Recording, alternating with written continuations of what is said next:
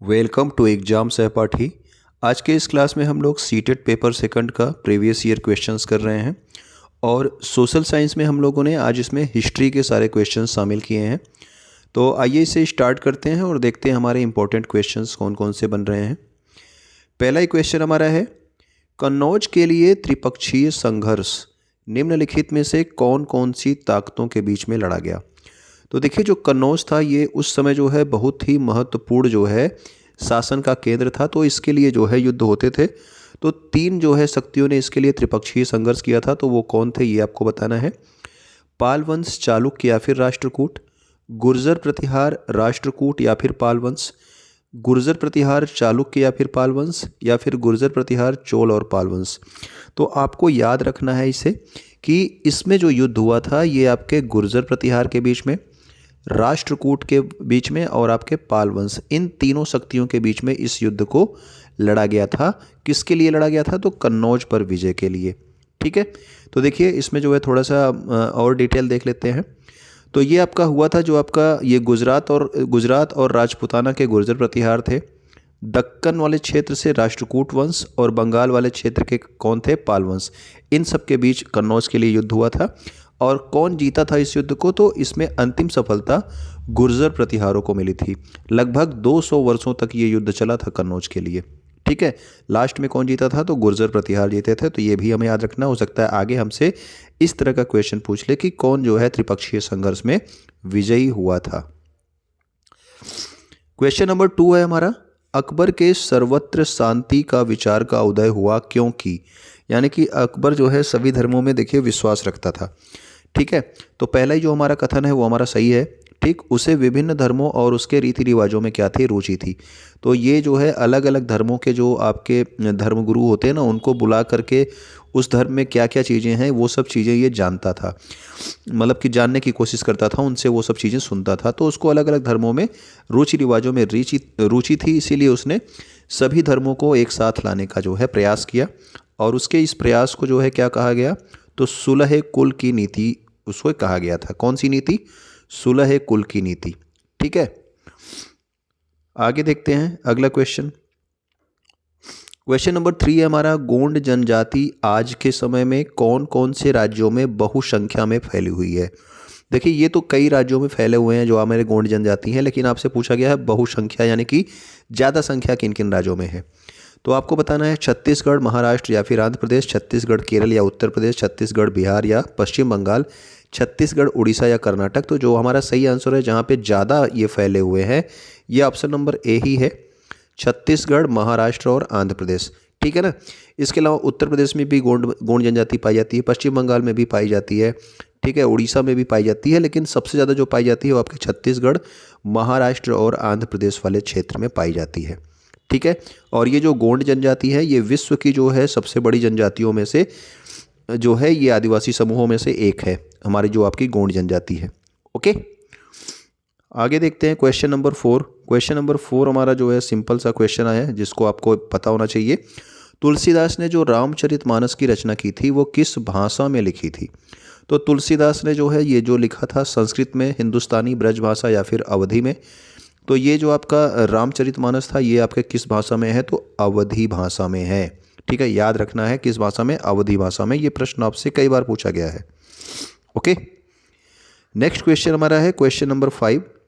यहाँ पे आपको कथन दिया गया है और कथन से संबंधित आपको क्या करना है?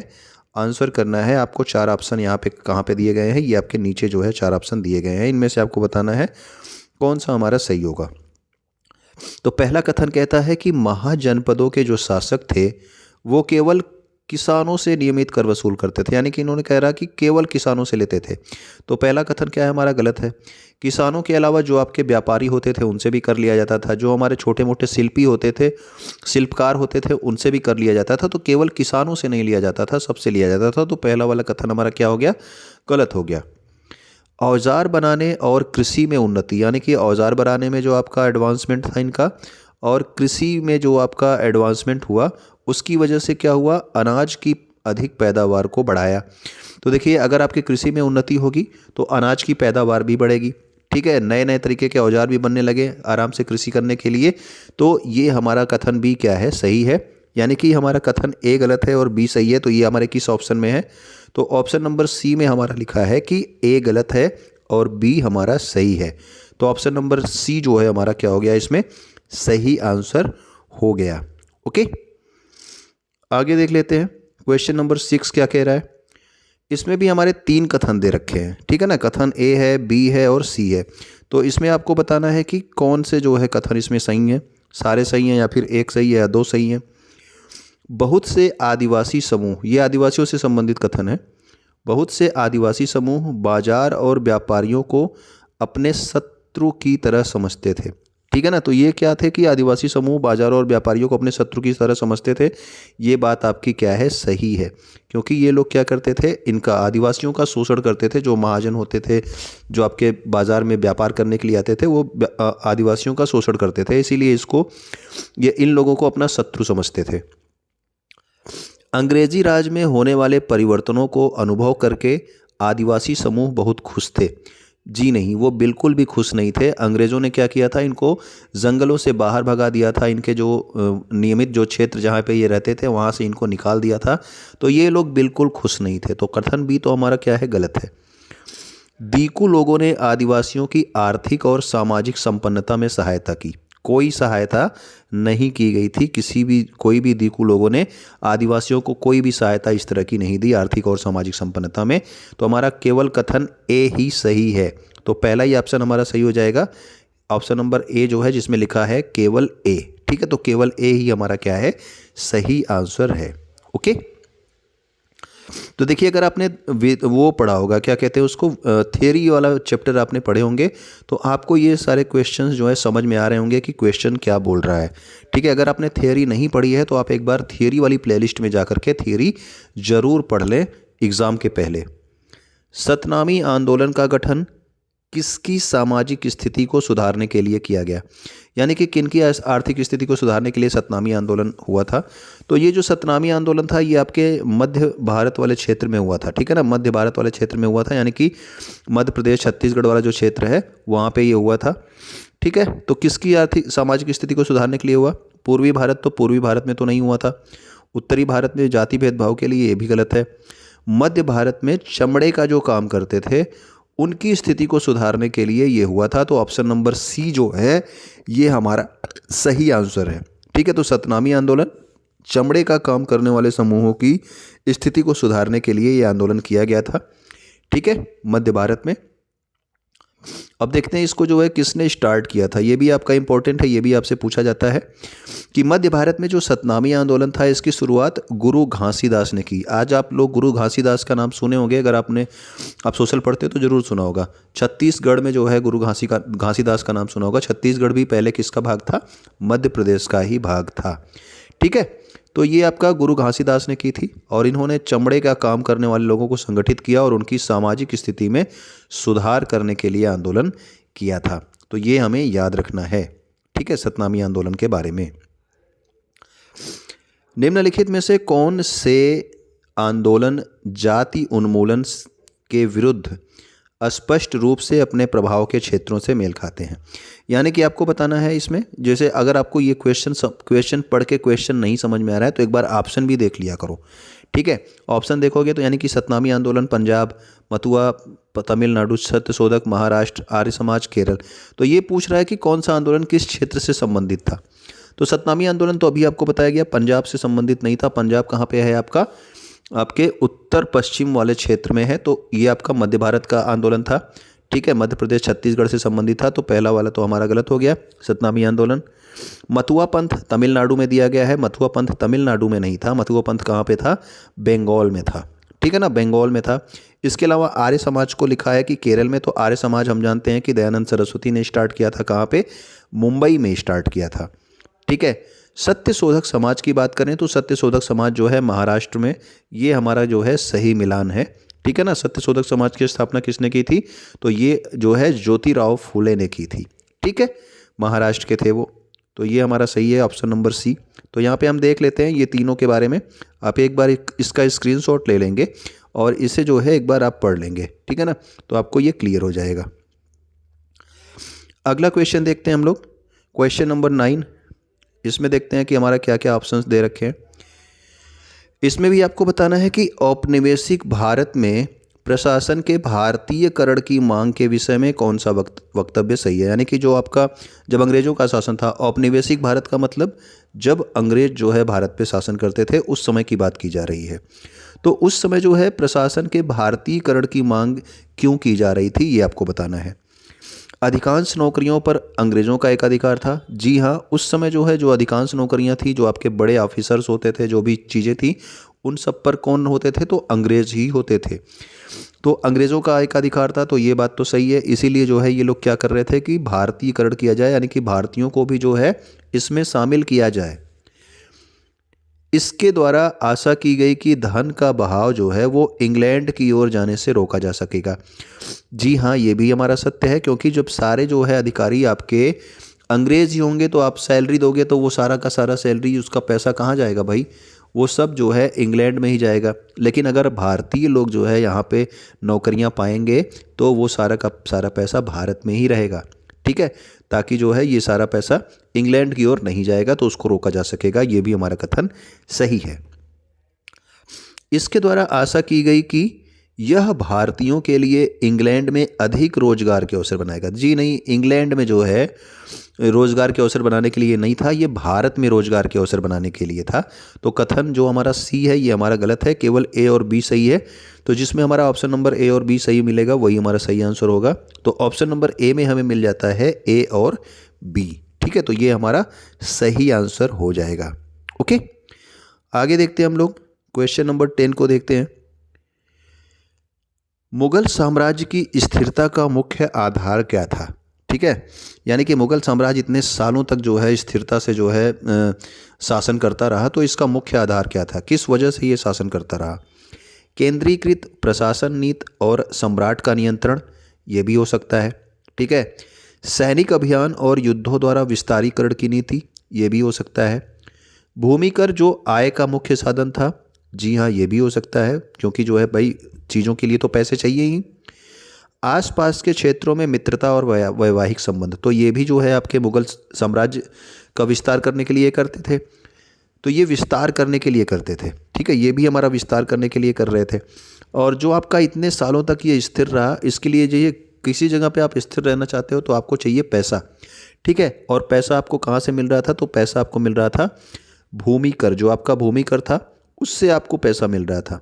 ठीक है, इनकी जो इनकम का मुख्य स्रोत था वो आपका भूमि कर था। तो भूमि कर की वजह से जो है इनको पैसा मिलता रहा और ये लगातार जो है स्थिर तरीके से जो है भारत में शासन करते रहे। जैसे यहाँ पे हमें मिल जा रहा है कि मुगल साम्राज्य की आय का मुख्य स्रोत क्या था, भूमि कर था। भूमि कर की वजह से क्या हुआ कि मुगल साम्राज्य को इसने भूमि कर ने वीरता प्रदान की और एक बड़ी सैनिक शक्ति के रूप में जो है मुगल साम्राज्य को मजबूत किया। ओके, अगला क्वेश्चन देखते हैं, क्वेश्चन नंबर 11 हम लोग। निम्नलिखित में से कौन से दावे जाति विरोधी समाज सुधारकों से सही रूप में मेल खाते हैं। यानी कि कौन सा ऐसा दावा है जो जाति विरोधी समाज सुधारक से सही रूप में, यानी कि यहाँ पे क्या दे रहा है, यहाँ पे दे रखा है हमारे कुछ कथन दे रखा है और आगे दे रखा है कि ये कथन इस व्यक्ति ने कहा है। तो क्या ये सही है या गलत है, इसके बारे में देखना है। तो पहला ही कथन कह रहा है कि निम्न जातियाँ द्रविड़ संस्कृति की वास्तविक समर्थक हैं। तो द्रविड़ संस्कृति कहाँ पे थी, तो द्रविड़ संस्कृति आपके दक्षिण भारत में थी। और घासीदास के बारे में अभी हमने कुछ देर पहले पढ़ा है कि घासीदास कहाँ पे थे, तो ये आपके मध्य भारत के थे, यानी कि आपका मध्य प्रदेश छत्तीसगढ़ वाले क्षेत्र में इन्होंने सतनामी आंदोलन किया था। तो ये वाला कथन तो इन्होंने नहीं कहा होगा, क्योंकि जो है ये आपके द्रविड़ क्षेत्र से संबंधित कथन है। ठीक है ना, तो पहला ही हमारा क्या है, ये हमारा गलत हो सकता है। जाति के आधार पर लोगों में भेदभाव नहीं करना चाहिए, क्योंकि संपूर्ण मानवता एक ही जाति से संबंधित है। लगभग जितना भी हमारा पेपर हुआ है, हर एक पेपर में ये वाला कथन आपसे एग्जाम में जरूर पूछा गया है। ठीक है ना, इसको आपको जरूर याद रखना है। ये श्री नारायण गुरु का जो कथन है कि संपूर्ण मानवता एक ही जाति से संबंधित है, बहुत बार जो है ये क्वेश्चन पूछा गया है। संपूर्ण मानवता एक ही जाति से संबंधित है, ये बहुत बार पूछा गया है, तो ये हमें याद रखना है। तो ऑप्शन नंबर बी जो है हमारा सही है। ऑप्शन नंबर बी क्या है, सही है। ये तो हमारा क्या था, गलत था। शूद्र और अतिशूद्र को जाति भेदभाव को एकजुट होकर चुनौती देनी चाहिए, यानी कि जो आपके शूद्र और अतिशूद्र है इन सबको मिल करके जाति भेदभाव को चुनौती देनी चाहिए। ये किसने कहा? तो ज्योतिराव फुले। तो ज्योतिराव फुले ने शूद्र और अतिशूद्र के लिए काम किया था। तो ऑप्शन नंबर मतलब कि ये कथन सी भी हमारा सही है। तो जिसमें हमारा ऑप्शन नंबर बी और कथन बी और सी मिलेगा वही हमारा सही आंसर होगा। तो ये हमें मिल जाता है ऑप्शन नंबर बी में, ठीक है, जहाँ पे लिखा है बी और सी। तो यही हमारा क्या हो जाएगा? सही आंसर हो जाएगा। नेक्स्ट क्वेश्चन देखते हैं। नेक्स्ट क्वेश्चन हमारा रॉलेट सत्याग्रह के विषय में कुछ वक्तव्य यानी कि स्टेटमेंट्स दिए गए हैं, तो उस पर विचार करना है और उचित विकल्प आपको बताना है कि कौन सा हमारा सही कथन है। तो तीन कथन हमको दिए गए हैं। कथन ये क्या कह रहा है? रॉलेट एक्ट के खिलाफ सत्याग्रह के लिए गांधी जी ने 1919 में घोषणा की। तो ये हमारा सही है, ठीक है ना। 1919 में जो है आपके गांधी जी ने रॉलेट सत्याग्रह के लिए घोषणा की थी, क्योंकि रॉलेट सत्याग्रह भी 1919 में ही आया था। इस एक्ट के द्वारा पुलिस की शक्तियां बढ़ती थी। तो जी हाँ, पुलिस की शक्तियां तो इसमें बढ़ाई गई थी।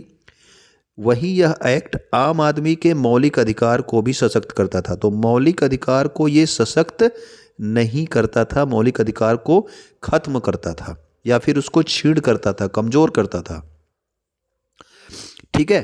तो कथन बी हमारा क्या है? कथन बी हमारा गलत हो गया।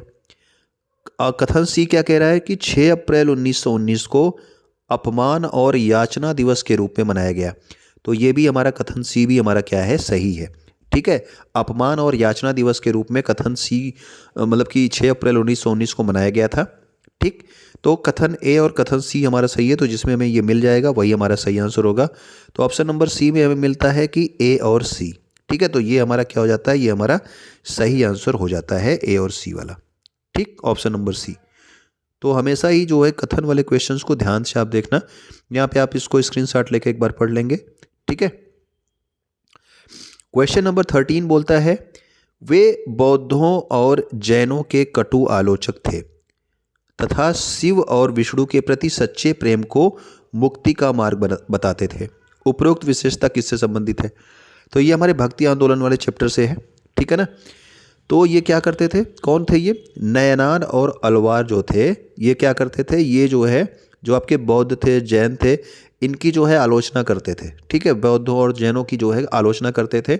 ये किसको पूजा करने के लिए कहते थे? ये कहते थे कि आप शिव और विष्णु की पूजा करो, ठीक है ना, तभी जो है आप जो है आपको मुक्ति मिल जाएगी इस संसार से। तो ये कौन पंथ के लोग थे? तो ये आपके नयनार और अलवार पंथ के लोग थे, ठीक है। तो ये हमारे किससे संबंधित है? नयनार और अलवार से। तो ऑप्शन नंबर ए जो है हमारा सही आंसर हो जाता है, ओके। तो ये हमारे जो है इंपॉर्टेंट क्वेश्चंस थे आपके हिस्ट्री के इस आपके PYQ वाले सेशन में। तो उम्मीद करता हूँ कि चीज़ें आपको पसंद आई होंगी, ठीक है ना। और वीडियो अगर आपको अच्छा लगा तो आप लाइक कर देंगे। कुछ बातें आपको कहनी हो तो आप कमेंट जरूर किया कीजिए, ठीक है ना। दोस्तों के पास अपने शेयर कर दीजिए ताकि वो भी जो है इसका लाभ उठा सके। चैनल को आप सब्सक्राइब कर लीजिएगा ताकि अगली वीडियो भी आपको मिल सके। और वीडियो से कुछ नया सीखने के लिए आपका बहुत बहुत धन्यवाद।